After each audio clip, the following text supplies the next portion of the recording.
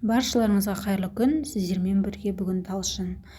Балалық шақтың бал дәмі кішкентай кездеріңізде барлығыңыз сабақтан қайтар кезде осы алманы жеп көрген боларсыздар, иә? Біз бүгін жасалу жолы өте оңай, өте дәмді, балалардың сүйікті тәттісі десек те болады.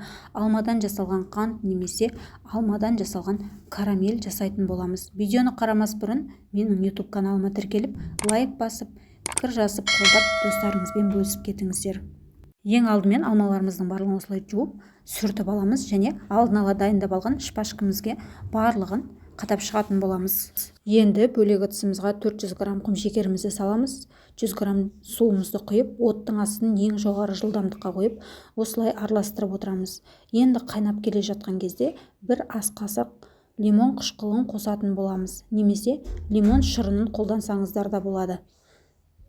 10 минуттай осылай қатты отта қайнатамыз. Біздің карамеліміз осылай янтарный түске енген кезде үстінен қызыл бояуымызды қосып, жақсылап араластырып аламыз.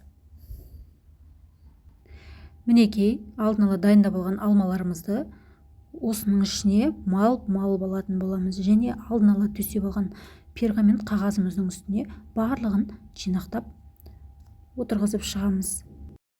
Міне, менің алмаларым осылай болып шықты. Дәмі өзгермеген сол қалпы. Сіздер де жасап көріңіздер, балаларыңызға жасап беріп қуантыңыздар. Өте дәмді болып шығады, өте оңай. Бар болғаны 10 минутта жасап көрсеңіздер болады. Менде осылай болып шықты. Дәмі деген супер енді.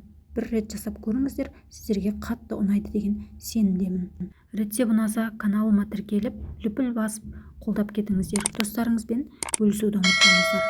Ас болсын.